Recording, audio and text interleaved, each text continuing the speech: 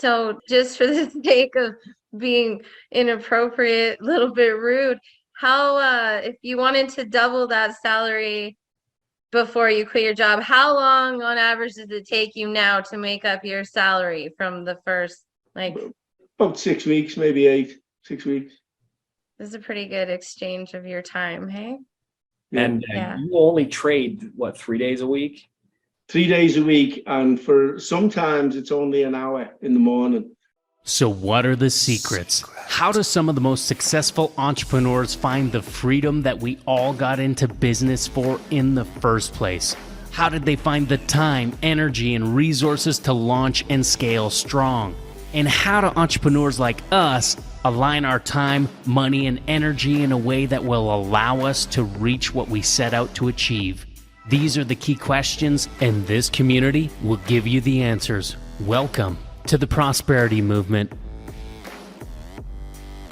Ladies and gentlemen, thank you so much for coming in today. Thank you so much. I really appreciate you guys coming on the call. I'm just going to tee things up a little bit and introduce some of the panelists, and we're going to dive right into the interview. And as you can see, I hope she's on your left as well. But to my left, we have Janelle. You know, she is one of our coaches here at Prosperity U. She's doing a lot of amazing things. She is working hands-on with people to improve their trading. She has some really great roles within our organization. Man, she has such a great heart, guys. She wants to see this place grow, and she gives herself and her time to this organization to make you guys better. So thank you so much, Janelle, for being part of the panel. My name's Dave. I'm also a member of the community. I've been working with the community now since pretty much from the start. And, I've just been blessed to be able to get coached and mentored by a lot of people from the community, like Bryan, like Zach, like James. And you're going to hear from some of those guys towards the end of this call. And last but not least, the crown jewel on the panel right now is the man himself, Mr. James Leone, the master trader who we are interviewing tonight. I'm actually not going to do much of an intro for him because you're going to learn a lot about him today. Hey, let's get started because, man, I think this hour is going to go by fast with some of the questions we have. So I'm going to pass it off to my co-host, Janelle, to tee us off with our first question. Awesome. Thank you for that wonderful introduction, Dave. You're so sweet. We love you. We all love you. So James, we're actually going to start off today by asking you to give us a brief biography of your life. Just the short Cliff's Notes version. That's a 3 to really 5 minutes. open-ended one. Like my whole life, or just a let's do 3 minutes.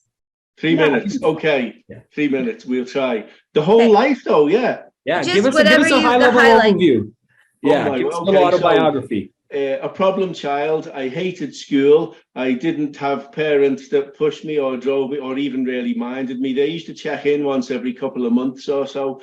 So I found myself in foster care. That changed things for me. They were nice people. I can't have been an easy kid though, but they were nice people. I'd already developed bad habits, if you like. I would be in bad company on my own.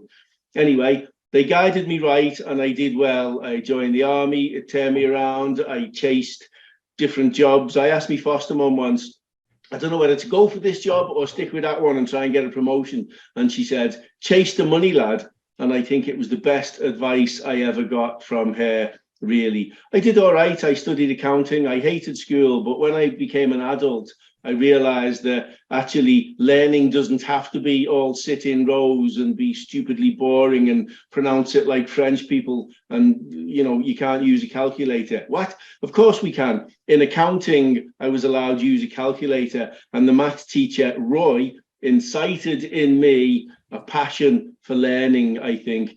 And one of the things he did, he took a Cokie pen and he started writing on a board behind him legibly. And then he swapped hands and he carried on writing equally legibly. And the two bits of writing joined up together. And he said, for those of you with a scientific calculator, it's this button. Where were you in school, I thought? Anyway, from accounting, I fell into trading kind of accidentally. Very, very thankful that I fell into that. I bought the company I was working for at the time with money I'd made from trading, gave myself a 50 to 60 hour week job and headaches with taxes and insurance and employers issues. And so I sold out of that in 2012 and kind of retired. I got dragged back in by people literally knocking on my door. Does the lad who trades live here? And will you teach me what it is you're doing? And that was it. I've been sort of, I was trading since 2004. I started coaching people in 2014. And I hope I've nailed that in about 3 minutes. Beautiful. Yeah, great job, James. Hey, so you mentioned you were part of the military. So what did you do while you were there, and what did you learn while you were in the military? Discipline, really. I mean, I could tell you all the bad stuff, but all the bad stuff is all the stuff you already know. You've all seen the movie. We all got to go off somewhere stupid and, cause problems for other people. And in hindsight, yeah, we probably didn't have to do that. Soldiers, it's not really a choice as a soldier. You do as you're told and you go where you're told, and that's it. I spoke recently about training and about only 2% of soldiers do any of the killing. Only 20% actually fire their weapon on the battlefield. And that's a discipline issue. The British Ministry of Defence are working on that now to try and increase those numbers, at least increase the numbers of the people who are firing the weapon. And not that that's a good thing, but the discipline part is in all aspects of your life, especially in trading. And I'm pointing over there because I'm just watching the NAS go through 12.3 as we speak, as predicted. And it's that level of discipline. If you bring that to the table, nothing else makes a difference to you. You just need that discipline and you're done. Awesome. When you point that way, you're pointing at me, and I feel like you're talking to me about my discipline. So I'm going to work on that. You're right there. James. You're much prettier than that chart. That chart will make me more money, but I'd rather look at you. Yeah, it'll definitely make you more money. Yeah. So James, from your military experience, what are some of the skills that you learned that you're still applying today? Oh, like the ones I can admit now.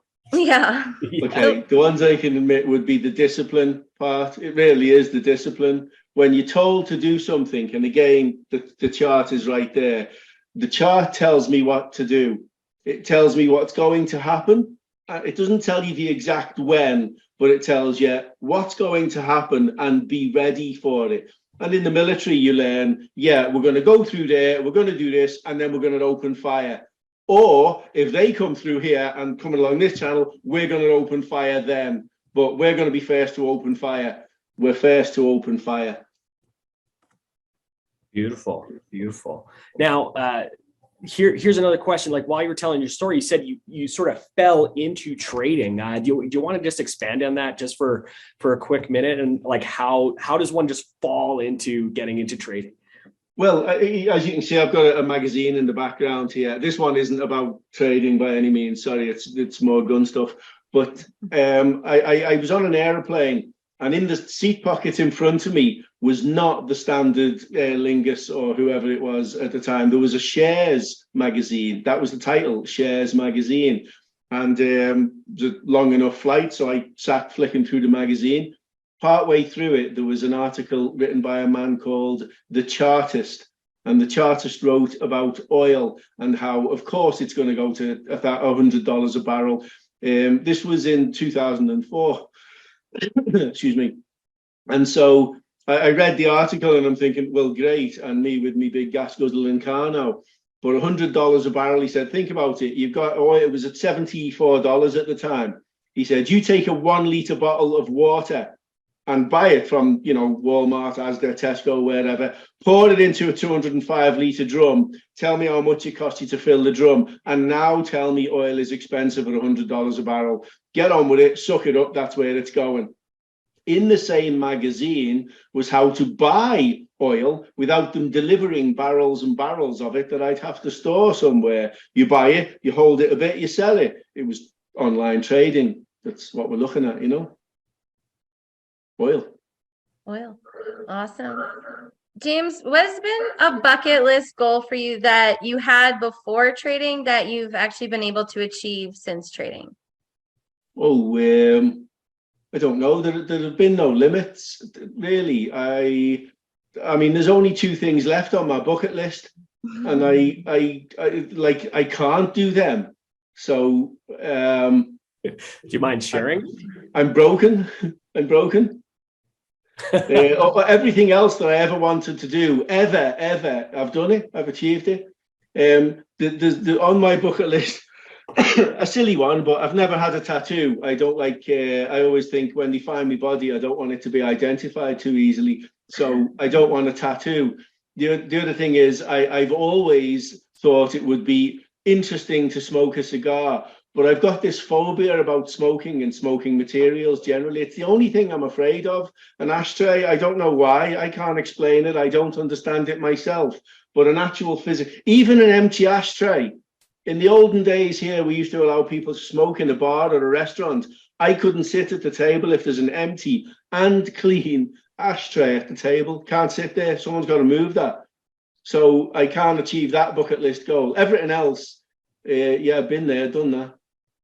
Wonderful. Well, do you want to just share something that you've checked off your bucket list, like something that you have done and accomplished, like something memorable from that I list? suppose something that a lot of people can't or won't ever get to do.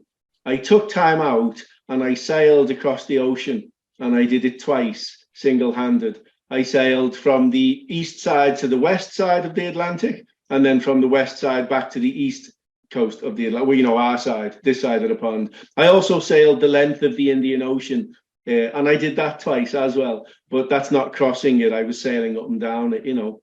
I suppose a lot of people can't do that. It's time out. If I waited until I retired, well, then the back might not be up to it. The legs might not be up to it. The brain might not be up to it. You know, there'll be so many things that I risk failing in me. So you can't pull the line. You can't cope in heavy weather. So it was right to do it when I was younger, but I could, so I did, you know. And how long were those trips? Because so we only get like 2, 3, 4 weeks off a year. So how long I took 6.5 months on the journey. I actually took 2 years out, but that one journey took 6.5 months start to finish. Didn't see another person for the whole time. Wow. And it's just like got the freedom of trading. So you traded, I imagine, very little, but you just built up a big cash reserve and were able just to say and bye. Cleared off. Yeah. Nice. Nice. Awesome. Man. Okay, can I ask one? Yeah. Fire away. Yeah. Okay. I would like to know a little bit about your family, James. I would like to know how you met your wife, and tell us a little bit about your kids and which one is your favorite. Wait, will the others get to see this? No, this will be close. No, well, I can tell you all, no problem. I met, you know, that company I bought. I bought a company, TE Laboratories, it was called, and my wife came to work there, and we met while she was working there. That's all, you know. Like there were other people in the business, other managers in the business, and the person that she reported to wasn't really a very nice person, and my wife now wasn't then. We were good friends, becoming boyfriend, girlfriend. And she said, I really want to go to this wedding, but she won't give me time off. And she was furious about this woman that wouldn't give her time off. And I said, why won't she give you the time off? Just tell her I said you've got holidays due and you want the time off, and tell her I've approved it. And she said, oh, well, there's no one to replace. Of course there is. So it was obvious that there was a bit of friction between the two of them. And I said, do you know what? Why don't you just quit the job? We're dating anyway. This is going to get awkward. You quit the job, and like we're together, aren't we? We're going to be all right. You're not planning on like finding someone else? And she said, no. Well, then just, you know, quit the job and we'll be all right. She said, I won't know how to spend money if I'm not earning it. And I said, I'll teach you how to spend money. I regret those words. I still, to this day, I regret having said that, but I said it now, so there you go. I think that's probably the most famous last words any man has said to any woman in the history of time. That? I'm going to show you how to spend money. I'll teach you how to spend. I even gave it a credit card. I gave her a credit card. Oh my man, Lord. I am dating wrong. I am doing it wrong. Yeah, no, I really shot myself in the foot with that one. Well, tell us a little bit about your kids. Okay, well, Stacey is my youngest, and Stacey is Cash's daughter. That's our daughter together. Kasia and I have been together since 2007-ish, 8-ish. I don't know. Oh, excuse me. I don't know how many years that is off the top of my head now, but it's a long time. I'm sure she's fit to kill me by now. Stacey's 8, so somewhere along the line we made Stacey. I wasn't lucky in relationships prior to Kasia, so I have 3 other children. Stephanie is my eldest. She's born in 95, so that means she'll be 30 in 2 years. She's 28. Connor is a year younger. He's her brother, and he's 1 year younger. And then Claire will be 19 in September, and she's the sort of little girl in the middle, the piggy in the middle. Stacey's nearly 9 now, so they're my kids. And who's the favorite? It's got to be Stacey. She's the youngest. She's the most fun. She's obviously by now the most spoiled. She's the one that I get into the most trouble with. She's the one that tells her mummy, "I fired Daddy's gun." and you don't want to know all the other stuff that I'm in trouble for. But she's done things that probably kids of 8 perhaps shouldn't. I let her drive my car, and I don't mean in the garden. Her school is about 200 meters down the road. I'll pick her up in the car. She sits on my lap, and she steers the car home, like up the road, and it's a road, like it's a proper road. And we pull in here, and then we reverse around the house, and their mum's in the kitchen window. One day I'll get into trouble for it. For now, I've gotten away with it, and it's a laugh. She loves it, and that's what counts. Oh, wow. Well, hey, we're going to just backpedal just for a second. Actually, one of the attendees posted a question. It says, how does someone develop better discipline without going into the military? Okay. Regardless of the military, and I mean regardless of the military, we had, as foster kids, now, Stella is my foster mum, okay? Now, she has 3 kids of her own, and then she took on 5 foster kids, okay? Now, Stella has a slipper. Do you have slippers? When you're in the house and you have shoes for your feet, slippers, okay? So that's how you get discipline. You think of Stella coming after you with a slipper. For me, the right way to explain it as a mentor, what I'd say is, do you want the money or not? Do you? You've got to ask yourself that question. The money will keep you disciplined. What motivates you? Do you want the money in the bank? Do you want to be able to provide nice things for your kids? And I'm pointing up there now because there's pictures of my kids up there. There's pictures of them up there as well. But that's it. With those pictures of your kids in mind, I have 4 kids. There's 2 of them. Well, all of them now live in Ireland. 2 of them were born in South Africa. 2 of them were born in Ireland. But all of them are here in Ireland. They all wanted to be a near daddy. They wanted to be near daddy because they got guided well. They got supported well. They got money for the university fees. I didn't ever lose touch with them just because I broke up with the mum. I didn't say, oh, well, they're your problem now. I paid for them and I kept in touch with them and I flew back regularly to visit and spend time with them throughout the years. So now they live here, and my eldest has just bought herself out. Well, her and her boyfriend, they bought themselves a house in Cavan. Cavan is the town. They did it from money that he's earned from trading. I taught him to trade. They're doing really well, and I'm I couldn't be happier for them. They keep saying thanks to me. It's not thanks to me. They did it. But it's gotta be nice to have that guidance for sure. Yeah, he wasn't in the military, No, but he got the guidance from you. Yeah. Yeah. Okay, so James, based on your earlier trading career, what resources or places of information did you seek out first? One website called babypips.com. www.babypips.com. There's an education section in there, free. There's also forums in there of which I contribute. I contribute under my own name and I contribute under some assumed names as well. There's a lot of loonies out there, Definitely. Yeah, very true. Very true. Okay, awesome and powerful resource. Now, you mentioned that one of your kids is trading. So, like, are they still working and trading on the side, or is trading their primary means of income? Well, for Jason, sadly, he's on a South African passport. So for him to obtain an Irish passport, he needs to have a job here. So he does have to work, but only till he gets his passport. He's got like till summer, I think it's till June of this year, and then he can apply for his passport and he don't need work anymore after that. So you're saying that he's financially independent of any job, and that full trading. And he's 30. He's 30 years of age and he can stop working.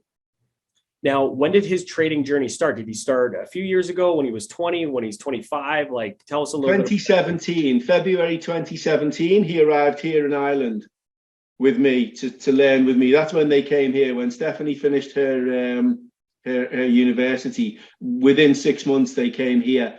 Within 3 months of that, I'd sort of got him on the right track. I'd got him started. Within 6 months of that, they bought themselves, well, not bought, they moved into a place of their own and they bought their own first car. They did that. Then the bastards went and bought 4 motorbikes. He races them, so he bought a couple of racing bikes, a pit bike, a road bike, and she bought this cafe racer. Never ridden a motorbike in her sudden life, and she bought this BMW cafe racer. And I mean, I can't criticize because I like bikes and I'm into bikes as well, so fair enough.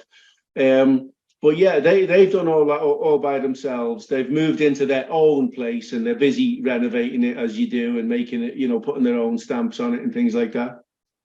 There you go, an Indian bike. Nice one, Dan. There you go. That's awesome. That's awesome. All right. I did see another one from Mark here. It says, James, if you could change one thing during your trading journey, what would it be? That's a good question. I couldn't pass it up. During my trading journey. If you could change one thing during that journey, what would it be? In terms of the learning and application process, nothing. Absolutely nothing. In terms of the teaching people, there is a couple of them who I've taught who I would first have taken to one side, beaten the snot out of them, and then I'd have taught them. But I'd have wanted them to be sensibly humble going into it first. Because some people go in with this big I am and I know, and the market then hands them their asses on silver plates. And, I never ever figured I was a big noise. Like, I'm nobody. That's the reality. Whatever I get introduced as, I'm nobody. And I accept every day when I sit in this chair to look at those charts, first thing I say, I am nobody. Now, what you going to tell me? We disagree with you here on that part, but Yeah, you're special to us, James. Appreciate your ability to say it, but we disagree. We think you're wonderful. So a lot of people actually don't realize that you have to treat trading like a business in order to be successful. And to be successful, you have to measure your results, including things like your hold percentage. So what was your hold percentage early in your trading journey compared to now? And what has the journey been to get there? In honesty, way back then, I didn't look at that. Never even crossed my worried mind. Way back then, it was just, oh my Lord, look how much money I've made. Oh my Lord, look how much money. Every day that I pushed buttons on the screen was, oh my word, what money I've made. So I never considered hold percentage or win-loss ratio. The very first trade I placed, absolutely, I was lucky. And then I studied, and the more I studied, the luckier I got. And it was, I had a conversation once with a guy who was, he was all about drawdown. You must know your drawdown. And I was thinking, what's a drawdown? Right. Okay. Yeah. No, it's a thing. I know now it's a thing, but back then I didn't know it was a thing. I didn't know. I thought, is that the money you're drawing out? No. Apparently, that's when a trade goes against you. That's what a drawdown is. Oh, you see, I didn't know because I'd never had it happen. Who knew? Now, if you could take maybe just a guess about what your win-loss ratio was back then, and then maybe make a little mention and a plug of what that win-loss ratio is now. In the first year, I had very little in the way of losses, and I made 1.2 million in the first year, a bit more than that actually. That's why I bought that company. And then now this year I've had no losses. I did have 4 losses last year.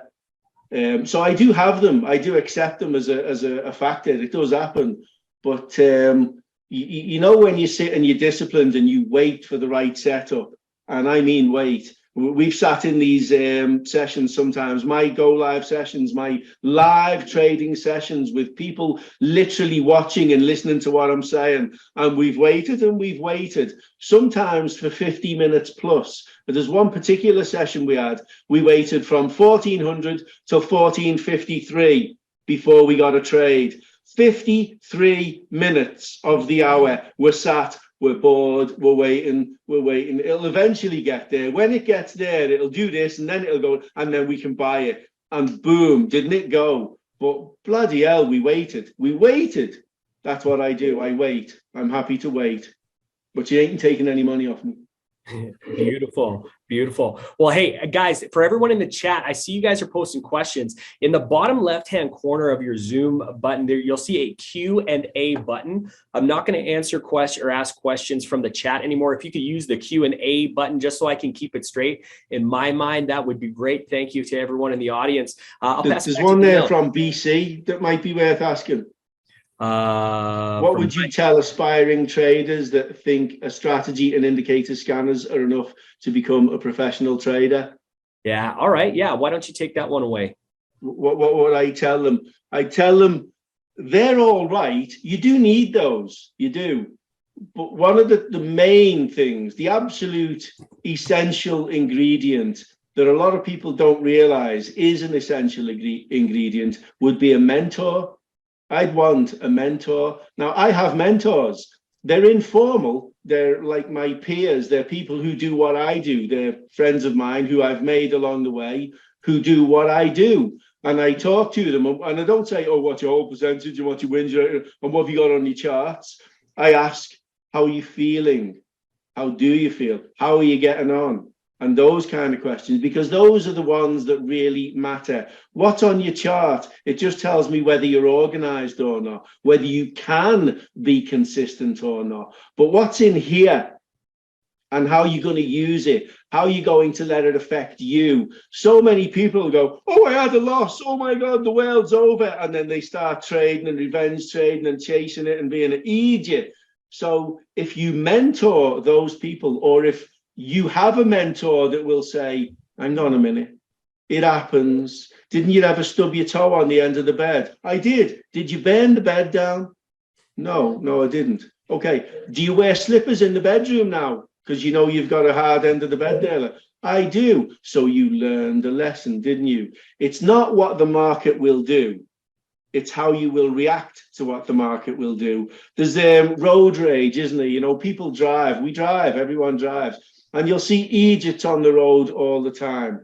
They're there. They're out there. They're using their phone. They're like this driving and they're supposed to see you. You know, people are like that. They will break rules. They will do things that are stupid. As a sensible mentor, yeah, I could go, oh, I'm going to crash into him because he's using his phone and it'll be on camera that he was using his phone. It'll also be on camera that I swerved, you know, or I could shout at him and create an argument. How will that help me? Stuff him, let him hit someone else. Let it someone else's problem, you know? And ideally, we need a mentor to be able to put our feet on solid ground and tell us, wait a minute, don't react badly in a situation. A strong heart is necessary because you're dealing with a more powerful adversary, if you like. The markets are much more powerful than we are. So you need a strong heart, but you need a strong mind as well, because you are still up against it. You need to think clearly. You need to act responsibly. You need to be brave and clever. And that's all. Well, you don't really. You just need to be feet on the ground. No emotion, like, you know. But you need a mentor to tell you all that. So in helping other people with being able to change their mindset, what are some of the evolutions of thought that you had around trading your life when you started becoming successful in trading? Well, it was always the reason for me. It was always, why did the market do that? Why did the why? Ask why. Why did it do that? And then investigate the why. And the more, excuse me, minor cough. The more you interrogate the charts, the more you investigate the why things happen, the more you'll be able to interpret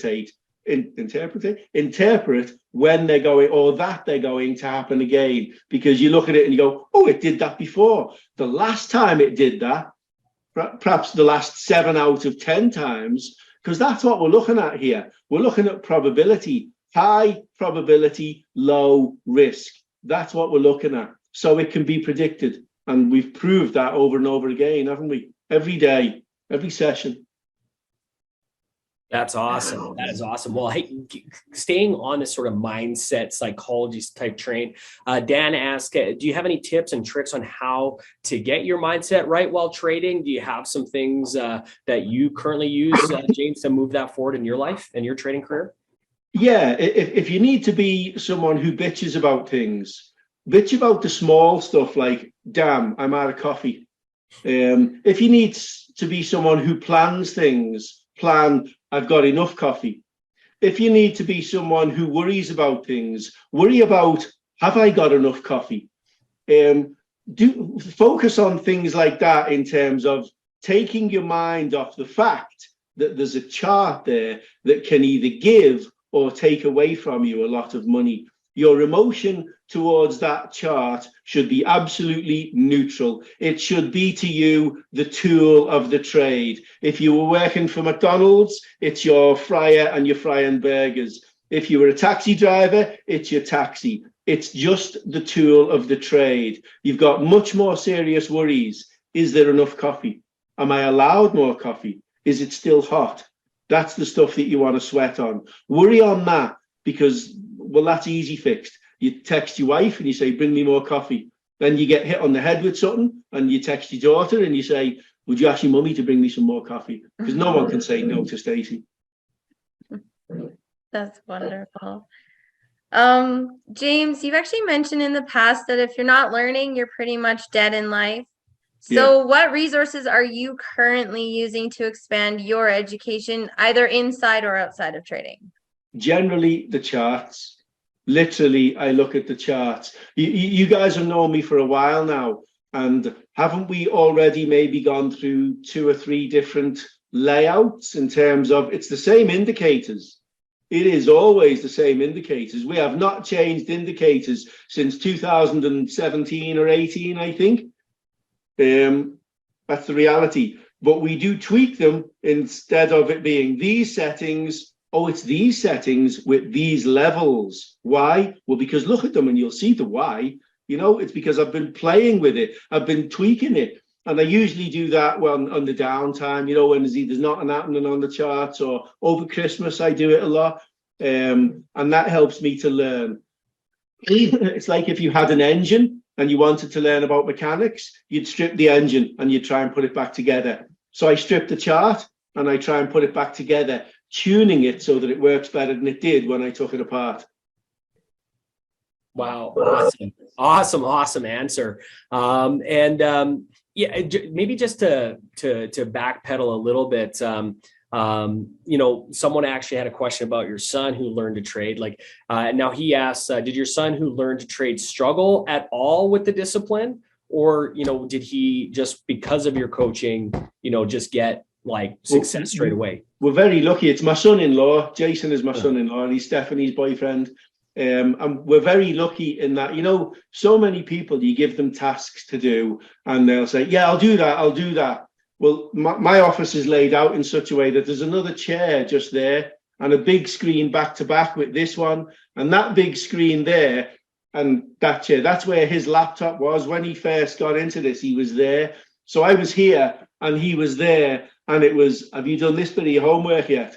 I was just about to. Well, go on then.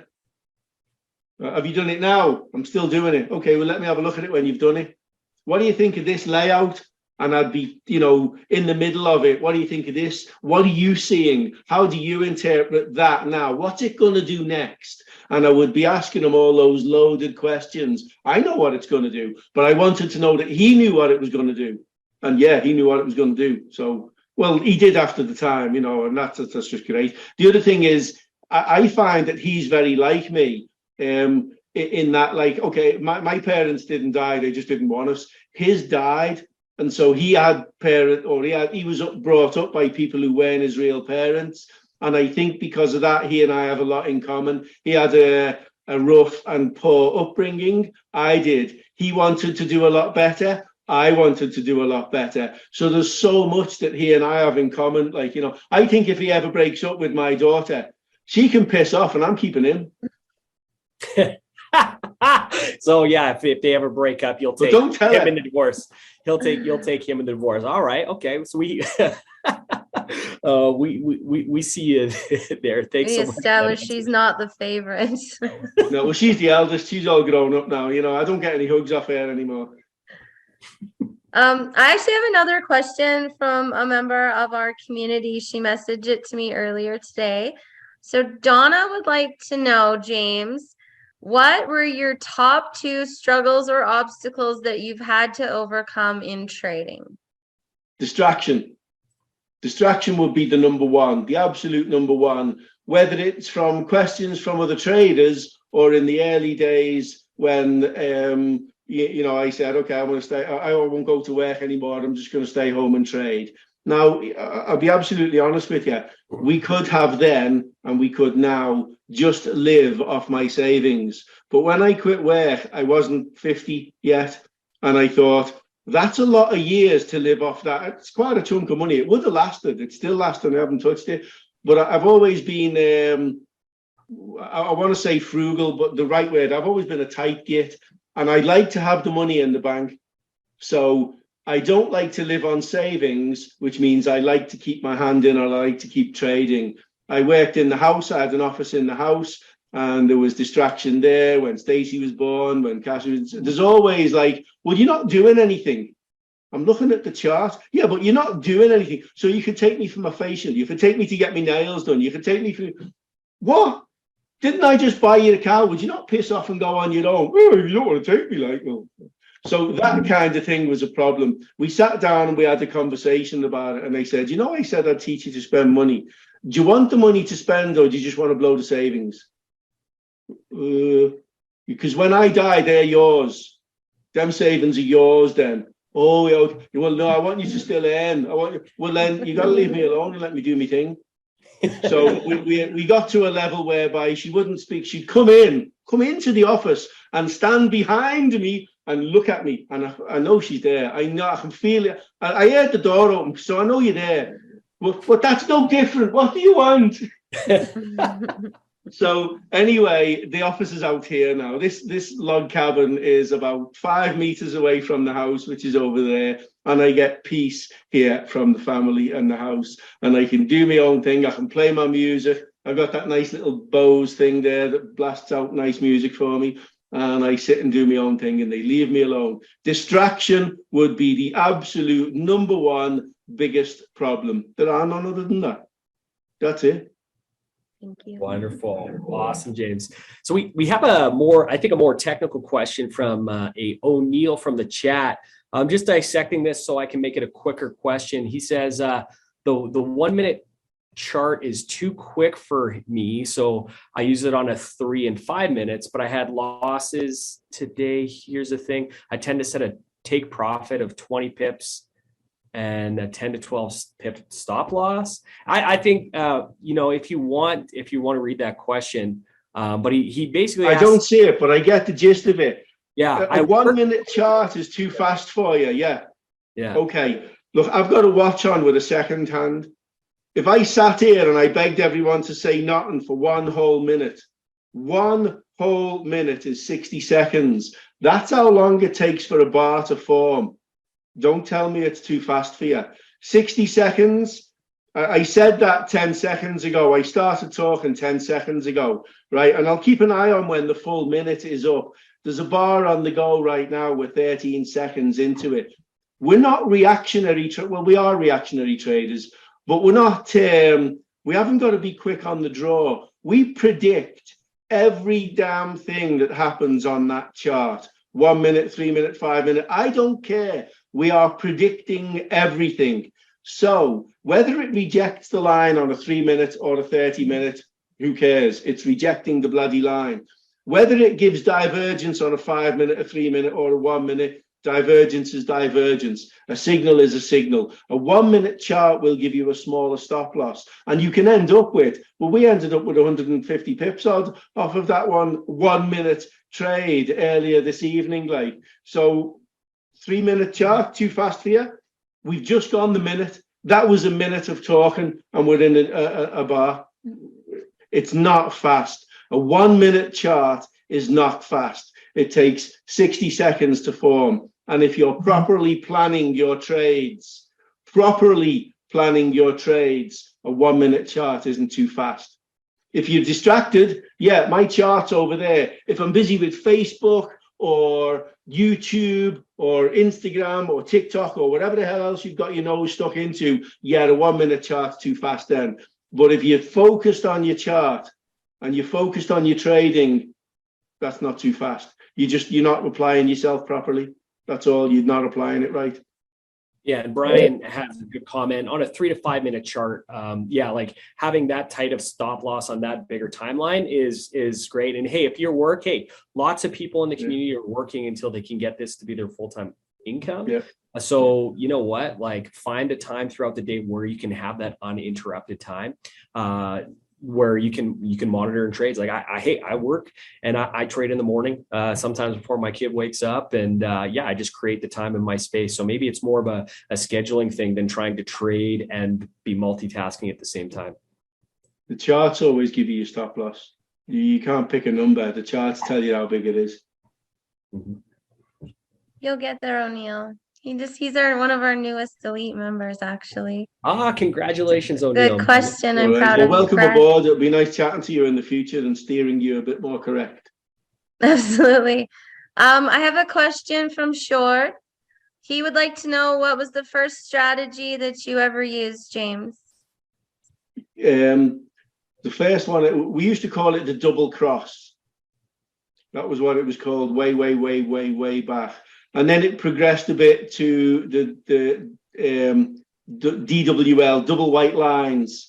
It's the same thing, just with a kind of a kink in it.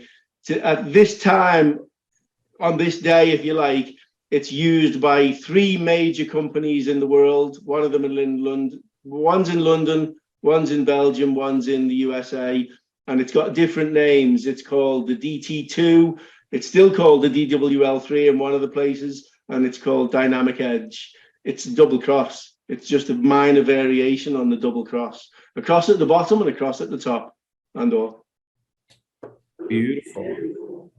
Now, hey, there's been an ever-evolving growth within our community with strategies that you've helped develop and gotten impact from students. Like you just mentioned, you had Dynamic Edge, and then there's MLS, and then there was Pod, and there's Disciple, and now there's Morse, and there's many other iterations that have happened along the way.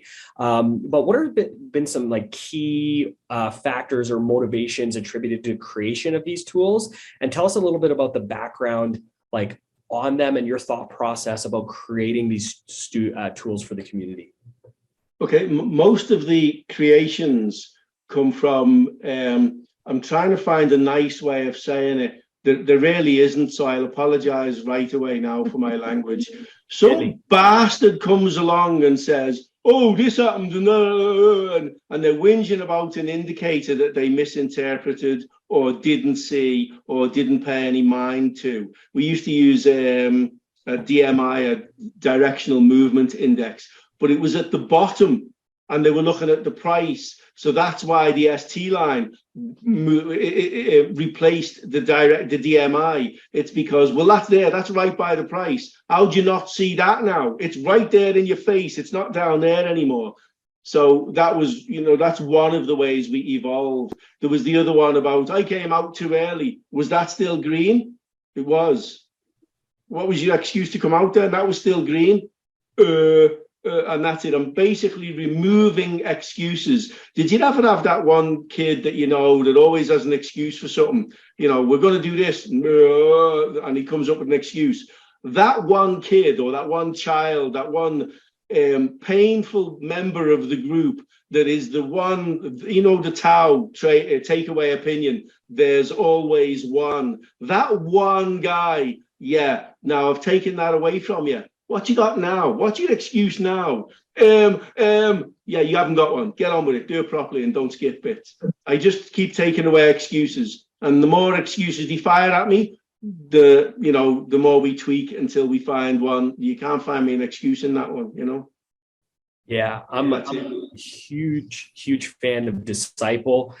Keyword in that is discipline, because I had a little bit of lack of that, right? But the color system, hey, green means buy, red means sell. How do you mess that up? And it's been, it's been an incredible trade journey. And thank you for putting the time and effort to make it a little bit more idiot proof, because I haven't beat all the idiot out of me yet. So they're out there.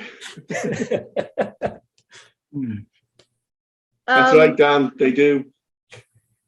We have one more question here from the chat, but if anybody has any, we still have a couple more minutes to answer for you. But James, Jerry would like to know, since we're not supposed to TikTok or Instagram or Facebook while we're trading, do you only listen to music while you're looking at the charts? Yeah, I do.